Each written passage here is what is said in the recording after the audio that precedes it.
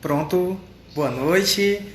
É, eu sou o Ricardo Bispo, sou advogado, sou membro da Comissão de Defesa do Consumidor da OAB Acre e hoje eu vou aqui falar, junto com a doutora Maísa Bichara, sobre o direito do consumidor e o ensino privado infantil, fundamental e médio. Vou dar um tempinho aqui para as pessoas irem chegando, vou convidar a doutora Maísa. Tá? Enquanto a doutora Maísa não chega, vou aqui testando o áudio tá ok, a imagem tá boa para vocês.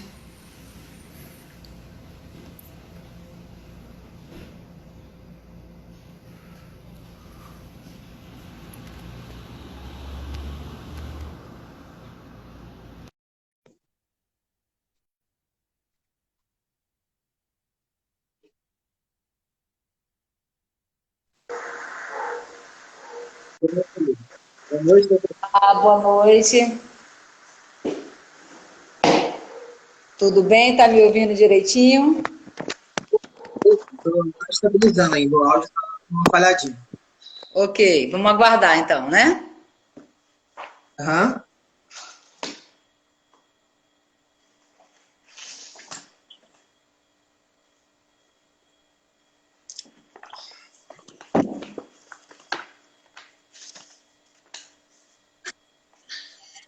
Enquadramento.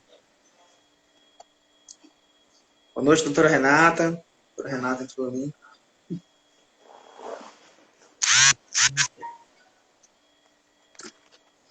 Vou organizar. Deixar o telefone silencioso também. Já ajeitei aqui o meu também.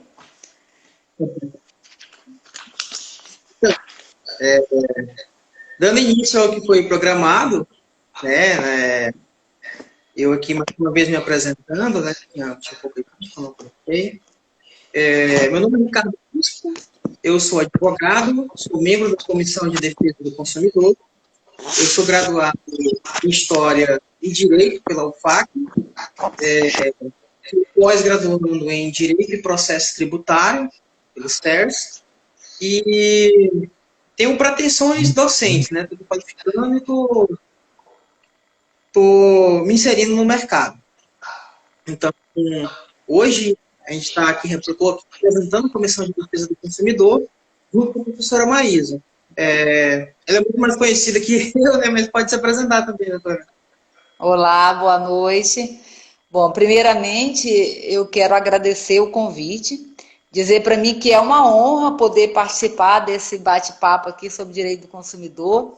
Quem me conhece sabe que eu sou apaixonada por direito do consumidor, né? Tudo que envolve essa dinâmica consumerista me é atrativo, então eu quero agradecer a oportunidade, né? Eu quero parabenizar esta comissão pelo trabalho glamuroso, o trabalho que vocês têm realizado, um trabalho que é digno realmente de louvor, né? A Paula está pedindo para eu mandar um beijo para ela. Um beijo, Paula. Saudade de você, viu, minha querida? E aí, a gente recebeu esse convite, de pronto aceitamos, vamos falar um pouquinho sobre o direito do consumidor e o direito e o ensino privado infantil, fundamental e médio e terceiro grau também. A gente pode aqui estar envolvendo todo esse tema. Sim. Pois é, então, dando início já entra no tema, é um assunto de relevância mundial, visto que vivemos em pandemia e que isso vem afetando todas as relações, né, jurídicas, não só de consumo. Aqui a gente vai focar mais nas relações de consumo. E antes de falar em si dos serviços educacionais, vou fazer um pequeno comentário aqui sobre o Código de Defesa do Consumidor e do sistema de defesa do consumidor. Foi um apontamento interessante que a doutora Andréa, que é a presidente da nossa comissão, trouxe, né, de que o Código de Defesa do Consumidor ele não é só mais uma lei protetiva do nosso ordenamento. Por mais que ele venha para equilibrar a as relações de consumo e que esse equilíbrio, por vezes, seja dar uma proteção maior para o consumidor, já que ele é hipossuficiente em relação ao, ao fornecedor de serviços. A gente tem que lembrar que, como o público-alvo aqui no Instagram da OAB, por mais que tenham pais, tenham outros consumidores, são advogados e estudantes de direito. E a gente tem que lembrar que, como operadores do direito, nem sempre a gente vai estar pelo lado do consumidor. Às vezes, a gente também pode estar como procurador de uma escola. Eu sou funcionário de um escritório de advocacia e um grande cliente que a gente tem é uma escola.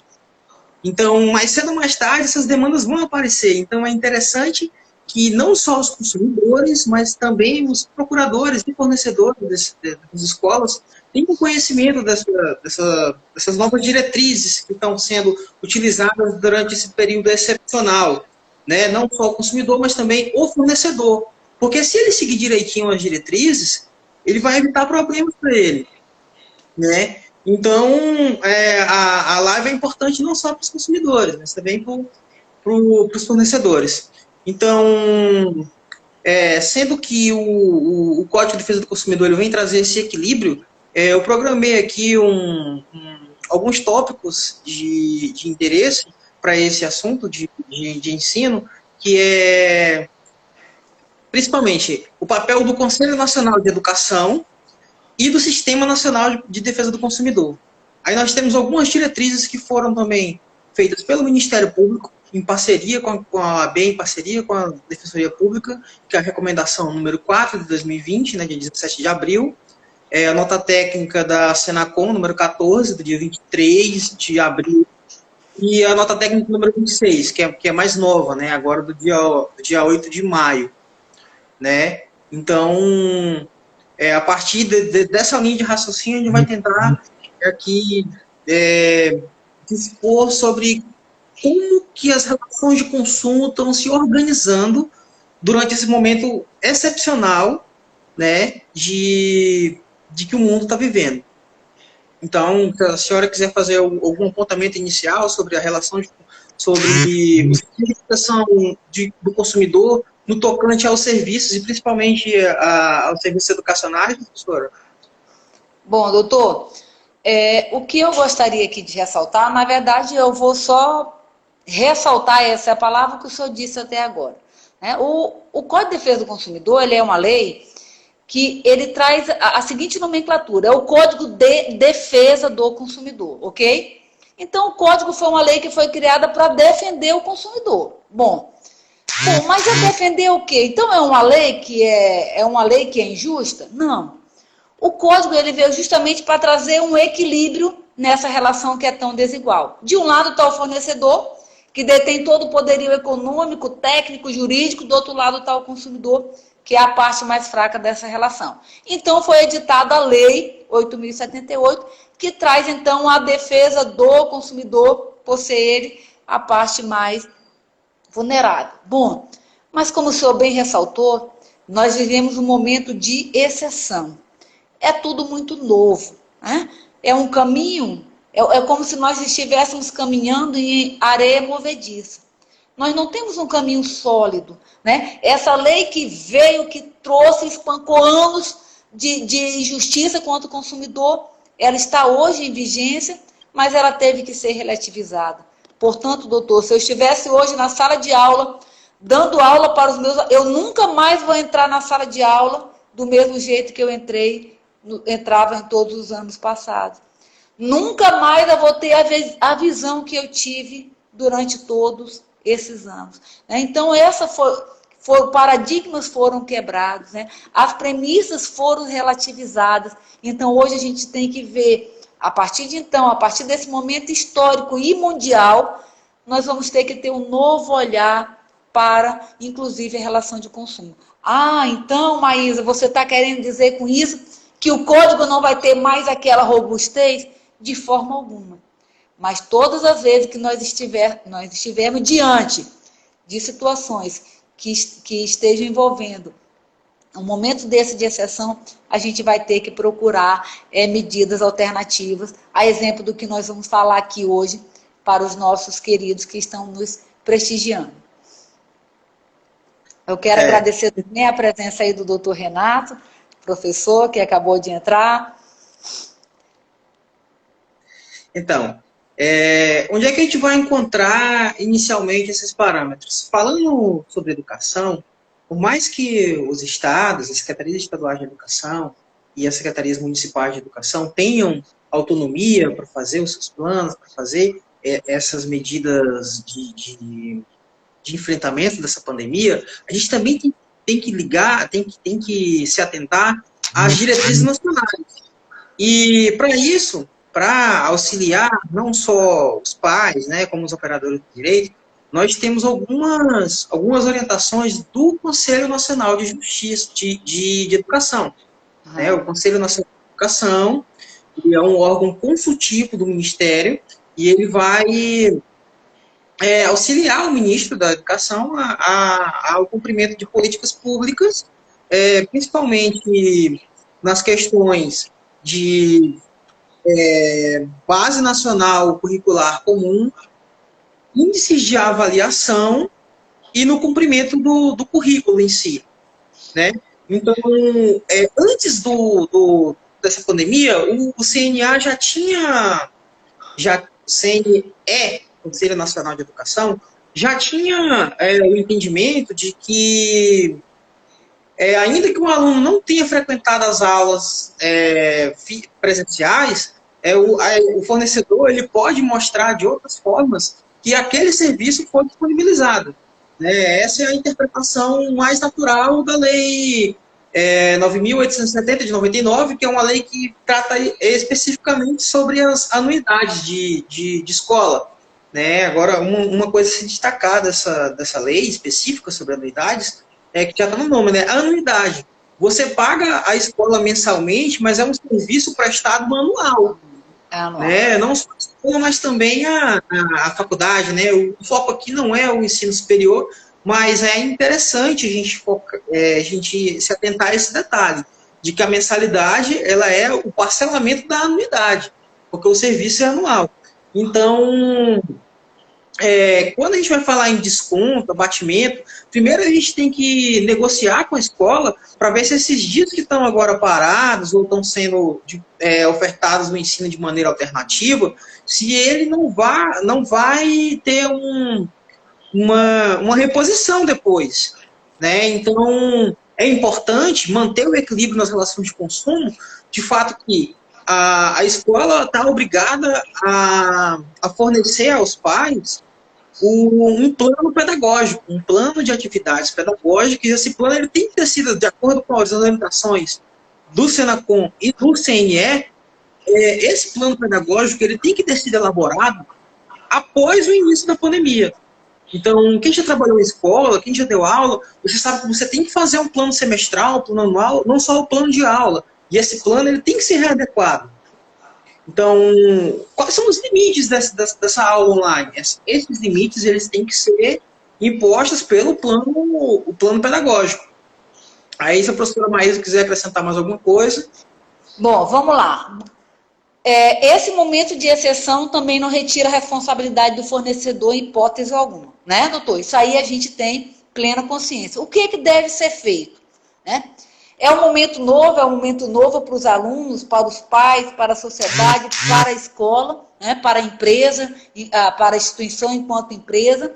Bom, é tudo muito novo, mas a gente tem que se readequar. O novo chegou, o futuro ele foi antecipado, houve uma abreviação desse tempo que o futuro viria com o passar do tempo, foi abreviada essa vida. Então, como que nós vamos resolver? De um lado está o consumo, de um lado está a educação, como centro, a Constituição diz que a educação ela tem que ser oferecida de forma contínua. Bom, a Lei de Diretriz e Base, ela diz que tem que ter 200 dias letivos de aula, né? Esses 200 dias, eles têm que ser cumpridos para que o aluno tenha ali um ensino de qualidade. Bom, mas ocorreu o isolamento social, tudo muito novo, como é que vai ser resolvida essa questão? Bom, nós temos que primeiro, a lei, o IDEC, ele diz, olha, nós temos 3 situações. Primeiro, as empresas, instituições, quando eu digo empresa, leia-se instituições, né, elas elas vão se adaptar a essa nova logística, elas podem ministrar aula por diversos dispositivos, por diversos canais, né? Tem que chegar essa aula ao aluno. Bom, vamos supor que o colégio esteja ok, ele tem ali todo um aparato para disponibilizar, ele conseguiu de forma rápida treinar seus professores, os professores conseguiram se readequar a essa nova realidade, eles estão disponibilizando aulas. Bom, mas nós temos que saber a seguinte situação.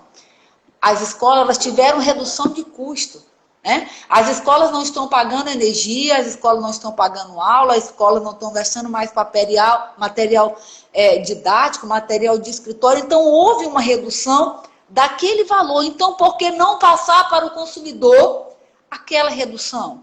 Bom, o consumidor ele pode sim tentar negociar com a empresa. Por quê? Porque houve ali uma modificação no contrato. Tudo bem, o fornecedor não requereu, mas houve aquela modificação e aquela modificação, de alguma forma, né, trouxe um benefício para o fornecedor e que tem que ser repassado, então, para o consumidor. Bom, doutor, esse é o primeiro ponto. Mas vamos para o segundo. Vamos supor que o colégio está conseguindo ministrar aula, mas aquela aula não está chegando a contento. Não está deixando muito a desejar, né? Está deixando muito a desejar aquela aula. Bom, pode ser requerido ali um distrato no contrato, sem que tenha nenhum prejuízo, nenhuma multa imposta ali ao consumidor. Essa é uma terceira hipótese, né? E também pode ser que o consumidor diga, olha, como se trata, por exemplo, de educação infantil, né? Como eu fui ler aqui e acabei me perdendo. A criança está em idade escolar, por exemplo, no jardim de infância, na primeira série, segunda série. O que pode acontecer? Houve ali simplesmente um distrato e aquela criança não vai ter nenhum prejuízo e no próximo ano ela vai ser inserida aí na rede, no ensino regular. Pronto, sim, doutor. Sobre isso, eu queria só lembrar que pela LDB, o ensino infantil ele não é obrigatório. Né? A educação ela é obrigatória a partir da educação básica, a partir da primeira série. Então, sobre isso, o Conselho Nacional de Educação tem algumas orientações também, no sentido de que, devido à forma como é executada o ensino infantil, porque as crianças elas pequenas elas se desenvolvem prioritariamente brincando, né? Uhum. Então esse tipo de atividade não tem como ser a princípio não tem como ser feito online. Pode passar texto e tudo mais e orientações para os pais, mas a orientação que o Conselho Nacional dá é que gestores de creche para a escola devem buscar uma aproximação virtual dos professores com as famílias, de modo a estreitar vínculos, né, fazer sugestões de atividades às crianças, mas se essas atividades não estão sendo suficientes, os pais podem resiliar o contrato sem nenhum tipo de multa ou sanção. Uhum. Né? A gente também tem que ter consciência de que as relações, os contratos, eles também têm princípios, entre eles o da cooperação, da boa-fé, né? E a gente tem que ter noção também de que as escolas, né, os prestadores de serviço de maneira geral, eles integram uma parte importante do sistema econômico. E que se todo mundo cancelar a matrícula, a gente vai ter uma parte importante da economia. Então, o pai que não teve redução do seu salário, é importante ele também ter essa consciência de que a escola também tem funcionários, tem professor. Tem o outro lado. Tem o outro lado. Opa, desculpa, doutor, pode falar. Não, a gente falar. Tem o outro lado, né, que tem toda ali uma questão financeira de contratação de professores, né? Quando eu chego ali a trazer a hipótese ali de um cancelamento da sua matrícula são em questões excepcionalíssimas, onde houve uma redução na sua condição financeira, no seu poder aquisitivo, né, que se torne inviável a permanência da criança no colégio. Né? Fora o contrário, né, a palavra de ordem agora é cooperação. É cooperação. Né? Então, de um lado, a escola cede, concedendo descontos. De outro lado, os pais que de alguma forma não sofreram restrição do seu poder aquisitivo, que eles continuem, certamente, porque nós precisamos de um equilíbrio. Né? O Estado como um todo, ele precisa dessa relação de consumo e que ela esteja saudável. Sim. Então, ainda falando sobre as fases de ensino e sobre as mudanças causadas pela pandemia, a gente tem 3 paradigmas. Né? O da educação infantil, o do ensino fundamental, né, os primeiros anos, e o do ensino fundamental, o segundo ciclo, né, que é do 6º ano até o 9º ano, e o ensino médio. Por quê? Como eu falei agora há pouco, o ensino infantil ele é mais voltado para o lado lúdico. O currículo ele não está tão voltado para o conteúdo, para o ensino, as formas de avaliação são diferentes. Enquanto a primeira fase do ensino fundamental, o aluno ainda não tem tanta autonomia para entender os assuntos, para estudar por conta própria. Então, já no ensino médio, e nos anos finais do ensino fundamental, o aluno tem mais autonomia. Até os objetivos de cada ensino previstos na UAB, na LDB, então, distinguem isso daí, né? Quais são os objetivos da educação básica, qual é o objetivo do ensino médio. Então, a escola ela tem que se adequar a isso. E ela tem que disponibilizar, mais uma vez, citando, o plano pedagógico. E esse desconto, ele tem que ser individualizado.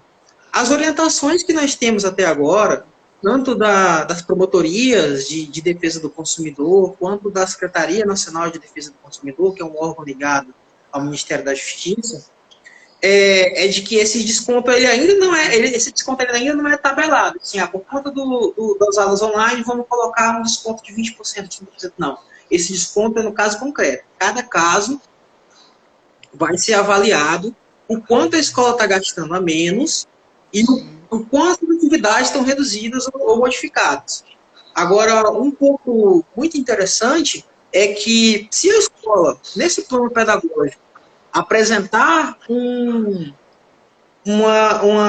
planejamento de reposição das aulas, indicando quais dias essas aulas serão repostas e quais os assuntos serão trabalhados,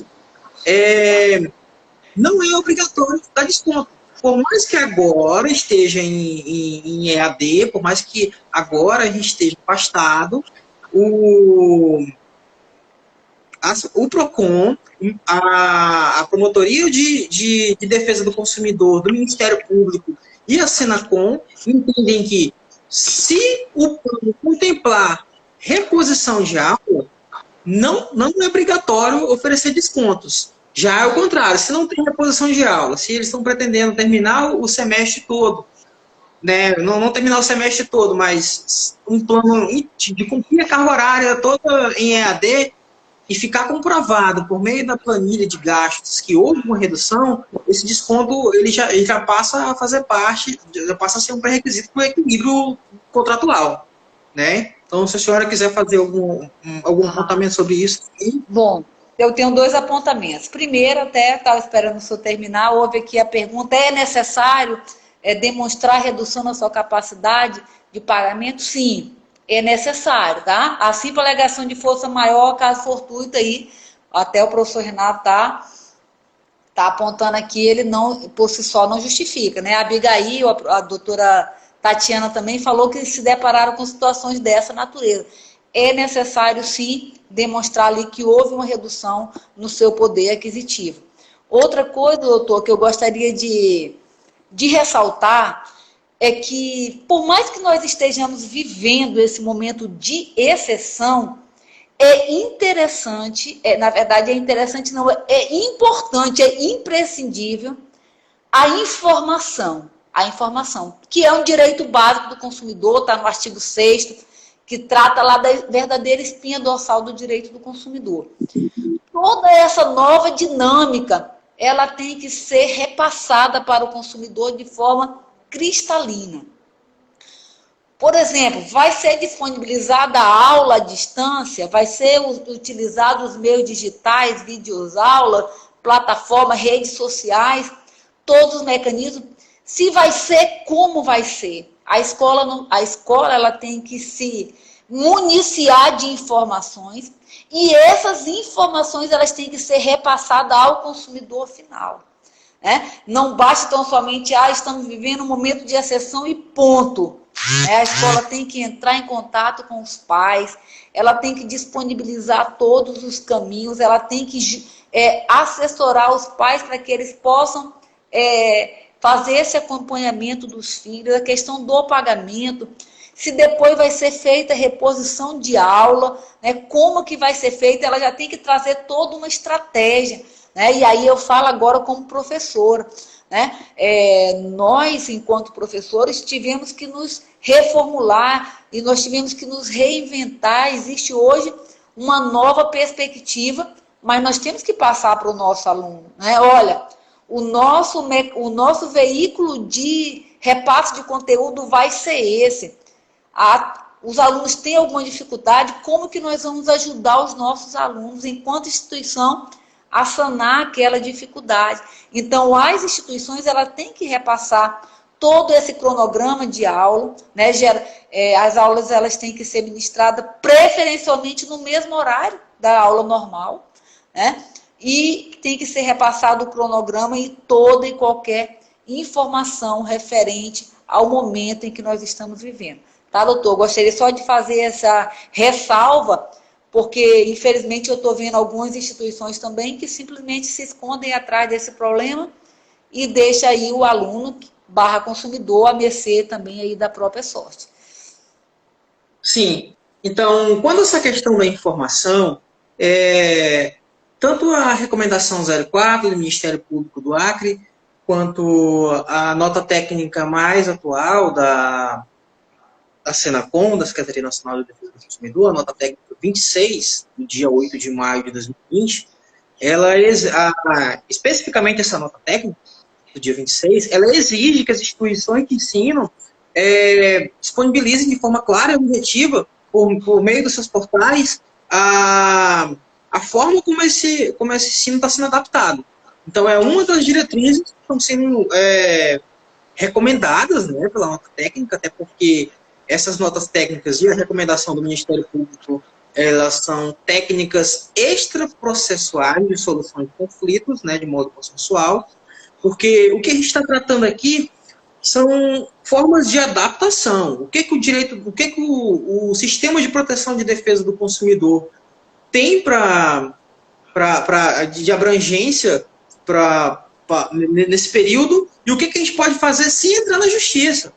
Porque essa relação processual, esse equilíbrio, ele também envolve isso, né, a resolução consensual.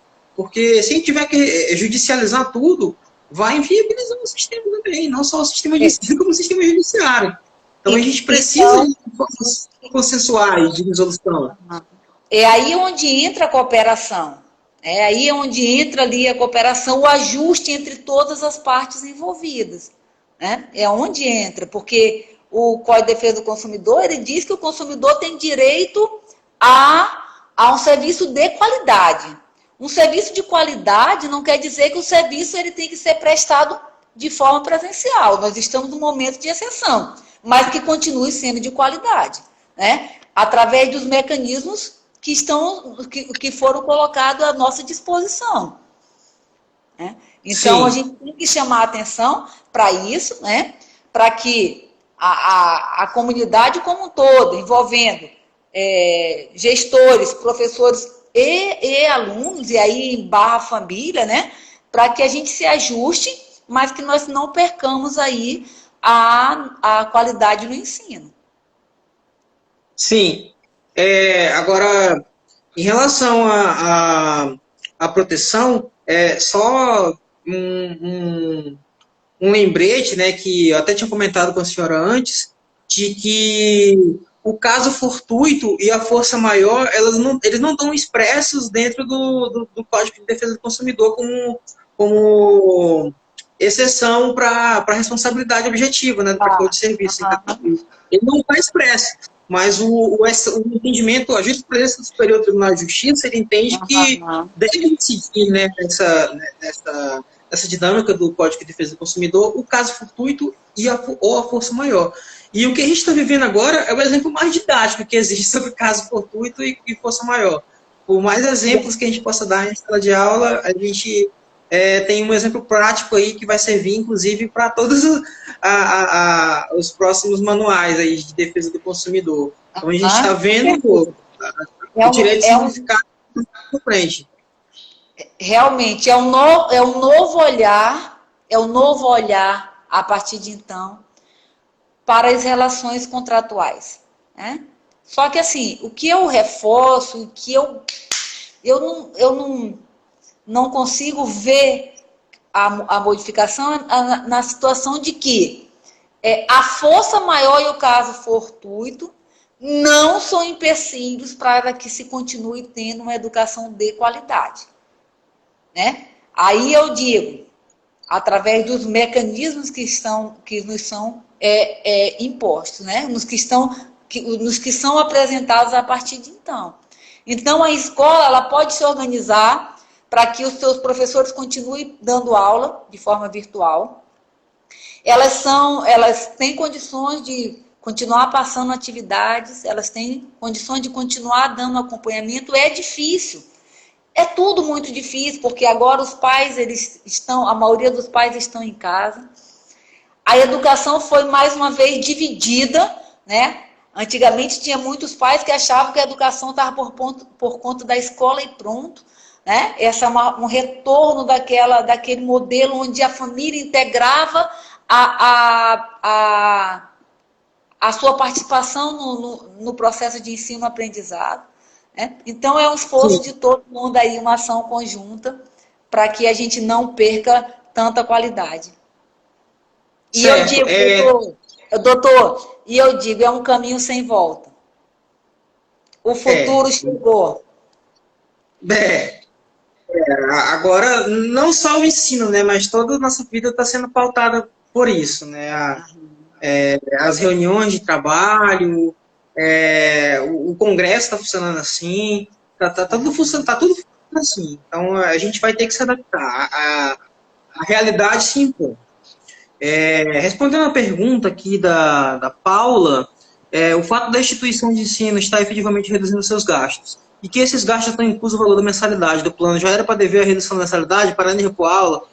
Paula, como eu falei no início da live, a lei que regula as mensalidades escolares, na verdade, esse pagamento para as escolas, ele é o pagamento da anuidade, né? O serviço ele é prestado anual e a mensalidade é a divisão da anuidade. Você pode pagar a anuidade inteira ou pode dividi-la por mês. Então, o que está sendo orientado no momento pela Promotoria de Defesa do Consumidor e pela Secretaria Nacional de Defesa do Consumidor, de que a escola, caso tenha plano de reposição de aulas, ela não é obrigada a dar desconto, mas o que ela pode fazer? Ela pode abater essa mensalidade agora, nesse momento de aulas em EAD, e repassar para as parcelas da frente, né? Então, todos esses custos eles estão previstos, sim, dentro da mensalidade, mas só que, mais uma vez, é uma anuidade. A gente está há 2 meses de pandemia. Pode ser que mês que vem apareça uma vacina e a gente volte ao normal. Né? Então, a gente tem que trabalhar com a realidade agora. Agora, nesse momento, agora no mês de maio, né, Se a escola apresentar um plano de reposição, ela não é obrigada a dar desconto. Ainda que ela apresente que teve uma redução nos seus custos não fixos, tipo luz, internet, matéria de escritório. Porque se ela vai repor essas aulas que não estão tendo agora, esse custo que ela não está tendo agora, ela vai ter depois. Ela vai ter no momento das férias. Não, eu não estou aqui para defender essa escola, porque parece que às vezes, né, parece que eu estou escolhendo um lado, parece que a doutora Maísa está sempre do lado do consumidor e eu estou tentando defender a escola.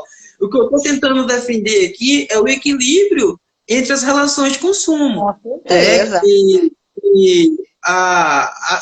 Os fornecedores também estão sofrendo. A gente tem que ver o lado do consumidor, mas a gente também tem que ver o lado econômico. Que se todo mundo pedir desconto, todo mundo cancelar a matrícula, as escolas vão fechar e o sistema econômico vai ruir. Né? Tem gente que não teve redução no seu poder de compra, tem gente que não teve redução na sua renda. Mas só que a gente também tem que ver o lado dos pais, que tem gente que não está em home office, tem gente que não está em casa. Tem gente, por exemplo, uma criança que o pai dele é policial. Ele vai trabalhar. Aí o menino vai ficar em casa, como é que vai orientar ele na aula? Né? Tem o caso, uma tia minha perguntou aqui, lá em casa só tem um notebook. A escola exige que ele fique na aula, no horário estipulado lá, todo o turno, mas e aí? Eu também preciso trabalhar no meu notebook. Como é que a gente vai resolver isso daí? O que a senhora acha, doutora Maísa? Então, é como eu falei, né? Desde então eu não vou, nunca mais vou entrar na sala de aula do mesmo jeito que eu entrei todos esses anos, dando direito do consumidor. É uma nova visão, não tem um lado nem certo nem errado. É um momento atípico, é um momento de equilíbrio, de se reequilibrar.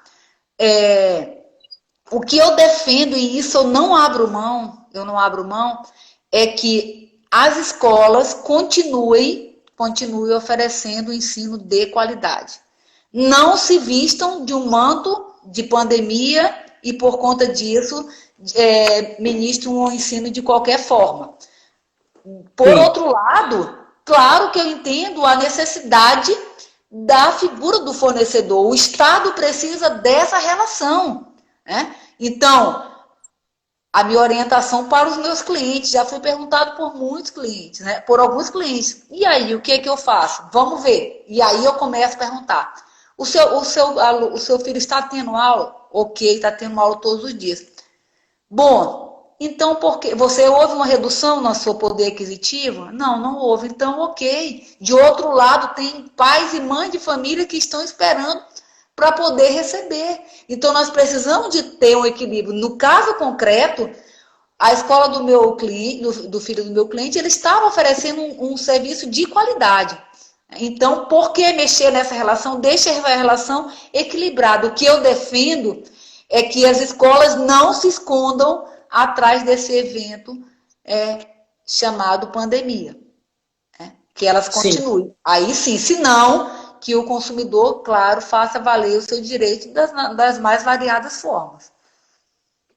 Sim, porque a gente, além de ter os 200 dias de ano letivo, em cada disciplina escolar, a gente tem uma base nacional comum, tem assuntos que têm que ser ministrados e tem também índices de avaliação. Esses alunos, não só os que estão no terceiro ano, vão fazer se tiver Enem esse ano também, né? Porque o mais prudente seria adiar o Enem. Mas os nossos outros alunos têm outros índices de avaliação por onde eles vão passar. A gente também não pode achar que o ano está perdido. Né? A gente está em 2 meses de isolamento social no Brasil. Né? A gente não tem expectativa de quando vai acabar. Então, as orientações que a gente passa agora são do momento. Claro. Né? Mas, claro, não pode abrir mão da qualidade do ensino. Né? E uma pergunta que a doutora Andréa fez ali em cima, que a senhora respondeu ali também, quanto se é lícito da escola cobrar, se houve redução no poder aquisitivo dos pais, é lícito mas só que tem que ter prudência também na escola. Não pode exigir, por exemplo, declaração de imposto de renda, Claro, outros meios que sejam invasivos na vida privada do com consumidor. certeza.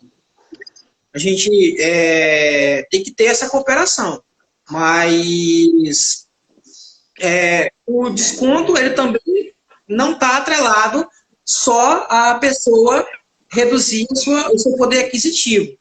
Como eu falei, as escolas não estão obrigadas a dar desconto se tiver previsto o plano de reposição e esse plano estiver adequado às atividades pedagógicas e ao que é exigido. Né? Por enquanto, não. Mas isso pode mudar. Essa pandemia pode durar mais 2 meses, pode durar mais 3 meses e não vai ter como repor isso mais. Né? Então, por enquanto, se sugere prudência, né? Não tem ainda um valor tabelado para redução das mensalidades, né, das anuidades, mas o que se sugere é que se esse valor ele pode ser abatido agora e compensado depois. Mas ele não pode ser cobrado, por exemplo, se tiver que estudar em janeiro, fevereiro, o pai já pagou a anuidade, né? Já pagou as 12 parcelas. Um apontamento aqui da nossa presidente, da comissão, da mesma maneira que o consumidor não deveria mostrar sua redução de receita, não deve o fornecedor ser transparente, não vem demonstrar seus gastos, diminuir o personal de desconto? Sim, sim, doutora Andréa. Tanto o consumidor tem que comprovar, mas a escola também tem que comprovar que se houve ou não essa redução de gastos.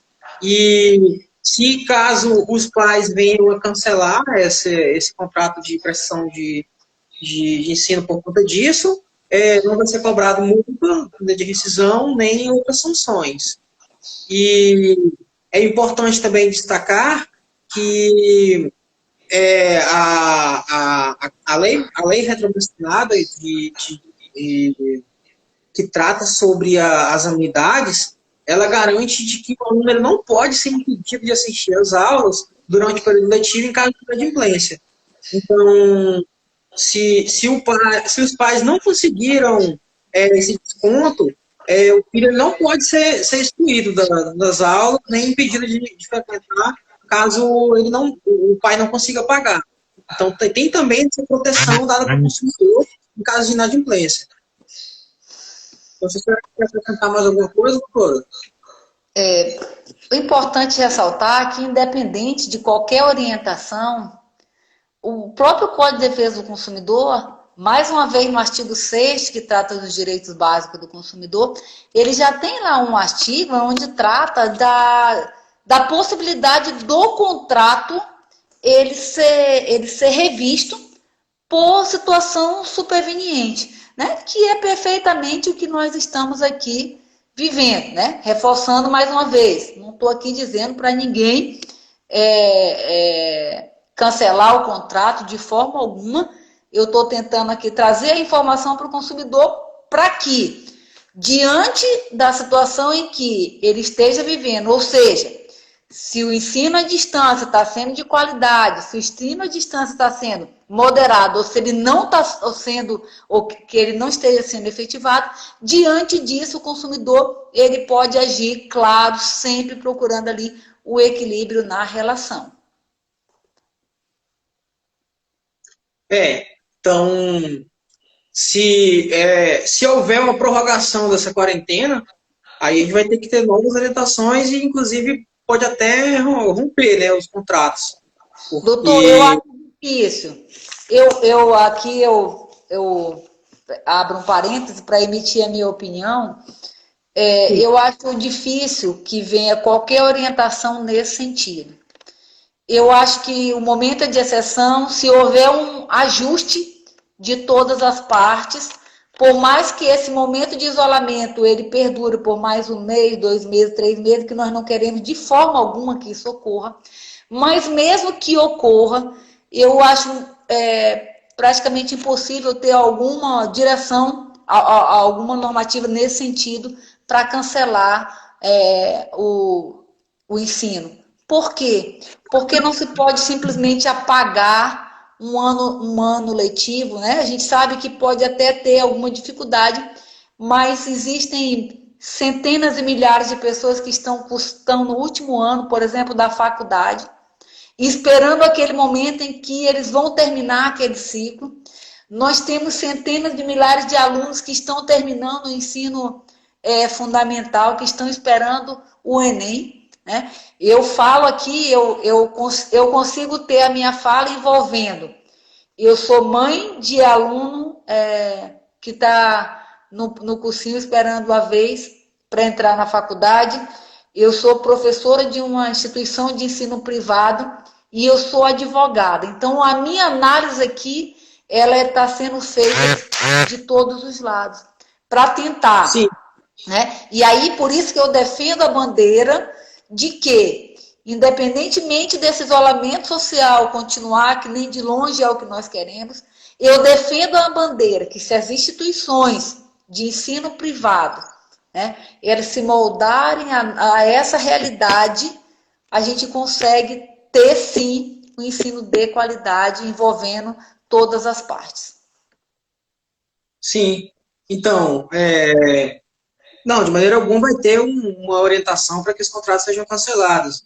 Mas, assim, mais uma vez citando que, caso não seja possível pagar, o aluno não pode estar impedido de frequentar as aulas, né, e que as orientações têm sentido não só a negociação, mas também de reforçar os canais de comunicação das escolas. Então, a normativa da Secretaria Nacional de Defesa do Consumidor, ela coloca aqui como diretrizes, né, que é imprescindível que as instituições de ensino criem ou ampliem seus canais de comunicação permanente com os consumidores, tanto para tirar dúvidas quanto para solucionar eventuais conflitos. É importante também que as instituições de consumidores busquem por soluções negociadas, né, proporcionais e harmônicas, considerando as realidades individuais.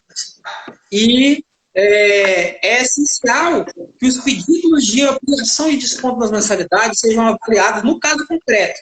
Né? Surgiu a pergunta ali em cima, isto é, não é recomendável a adoção de critérios lineares de desconto de mensalidade, bem como regras gerais, aplicadas a todas as instituições, que prevejam um repasse de eventuais reduções de custos operacionais das instituições de ensino, sob pena de comprometer a continuidade da prestação do serviço. Então, além de não ter esse desconto linear, também não é recomendável que tenha orientações para todas as escolas. Cada escola vai funcionar no caso concreto. Né? Então, cada pai, cada consumidor deve negociar individualmente com a escola. Vai negociar de qualquer jeito? Não, a gente tem orientações aqui de práticas consensuais. Sim, isso vai gerar uma avalanche de demandas, né, no judiciário daqui a pouco tempo. A gente está aqui dando método de solução consensual, mas se tudo se resolvesse consensualmente, não tinha advogado, não tinha juiz, não tinha... Né? Então, o que a gente está tentando é esclarecer, né, auxiliar os operadores do direito e os consumidores também, né, de o que ele pode fazer neste momento, né, de forma consensual. O que ele deve buscar na escola, o que ele deve exigir da escola. E também aos fornecedores e aos procuradores. O que ele tem que fornecer para o consumidor? O que ele tem que fazer nesse momento? Né? Então, né, reforçando mais uma vez, a escola ela tem a obrigação de apresentar o planilha de gastos com seus custos fixos e não fixos, por exemplo, fixo, salário de professor, salário de funcionário, não fixo, luz, internet, material de escritório, outras despesas que nem todo mês ela vai vir da mesma forma. Né? A escola está parada, não está gastando com ar-condicionado, não está gastando com uma série de coisas que isso sim reduz os custos operacionais. Né? E a outra obrigação que a escola tem de fornecer plano pedagógico, mais uma vez, plano pedagógico, plano de atividades pedagógicas que tenha sido elaborado após o início da pandemia e que contemple os assuntos que têm que ser abordados em cada disciplina e que como essas atividades serão realizadas durante o ano letivo. E também, né, apresentando essas duas informações ao consumidor plano de reposição de aulas. Né? Isso falando para o ensino fundamental, né? Para o ensino básico, ensino fundamental e ensino médio. Né? E o ensino superior já são outras diretrizes.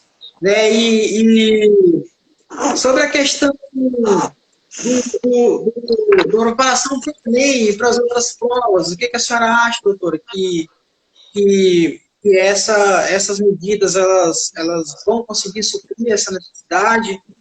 E não entendi sua pergunta, doutor. De que a senhora acha que seria possível, mesmo se a pandemia durar até o fim do ano, fazer um Enem de qualidade, que os alunos tenham condições de fazer provas? Eu verdadeiramente acredito que não.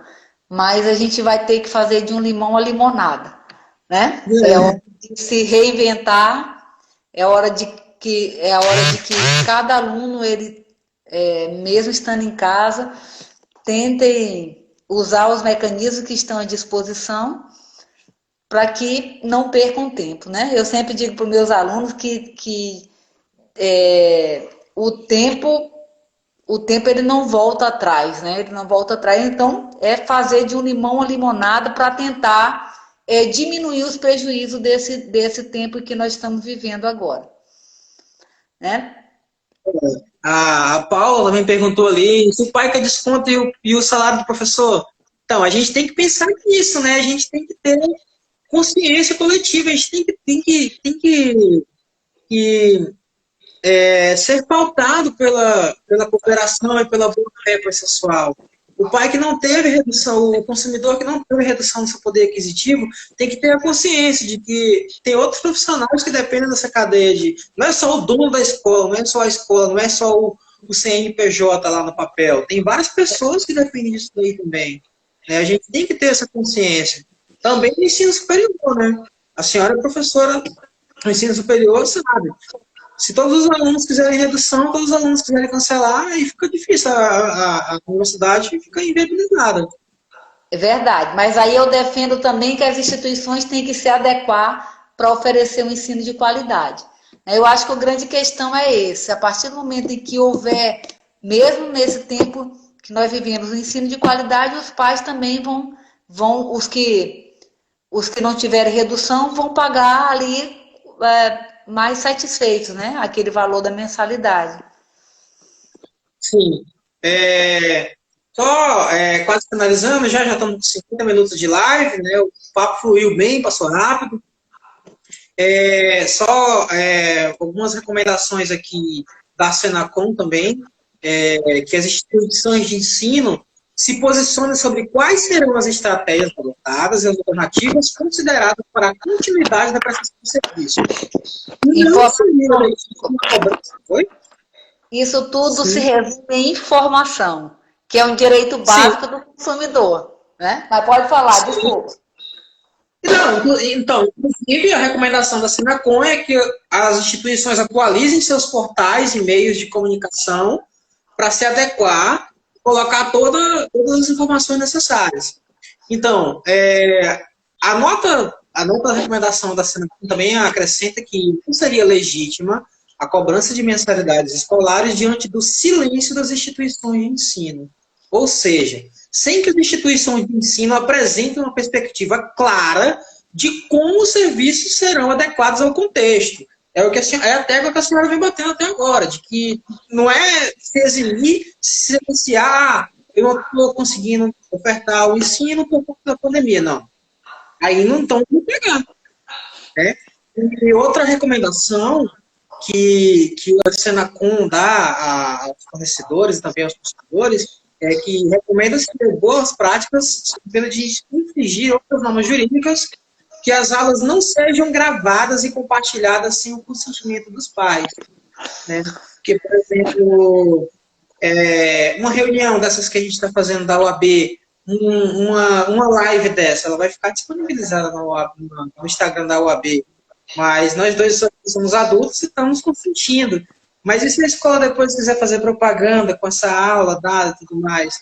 Tem que ter todo esse cuidado com a imagem dos alunos e com a educação deles. Doutor, eu queria abrir um parênteses aqui, a doutora Tatiana está dizendo assim, ó, pobre também precisa fazer Enem. Eu concordo, eu concordo muito, doutora, que pobre tem que fazer Enem, com certeza. Por isso que eu advogo que o Enem, ele não deveria ser, a edição não deveria ocorrer esse ano. Por quê? Porque as escolas públicas, os alunos das escolas públicas, eles estão perdendo muito. Os alunos das escolas particulares, eles estão perdendo, mas não estão perdendo tanto. Né?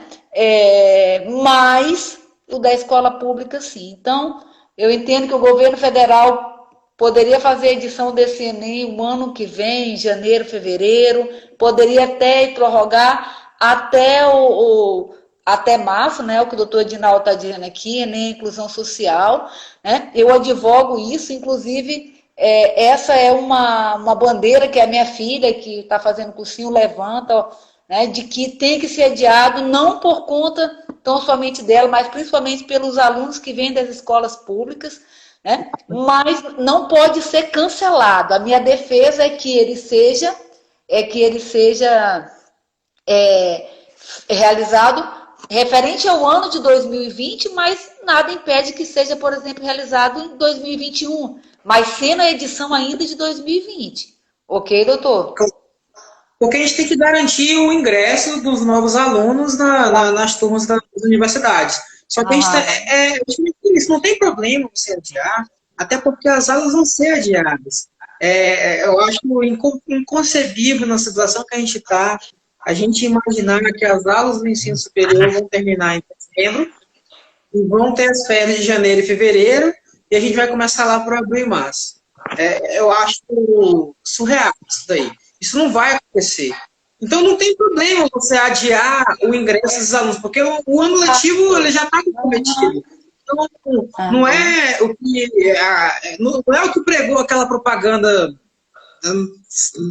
Me falta adjetivo para aquela propaganda do novo Enem, né?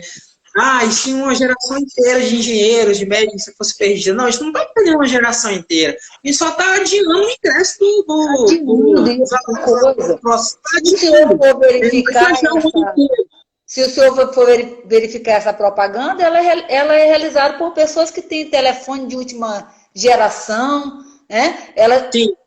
não tem pobre, né? É outra realidade, né? Então, qual é a situação? Eu defendo que deveria, sim, ocorrer na vigência do ano de 2020, mas ser realizado, a edição 2020, mas ser realizado no ano de 2021, para que oportunize principalmente os alunos da escola pública.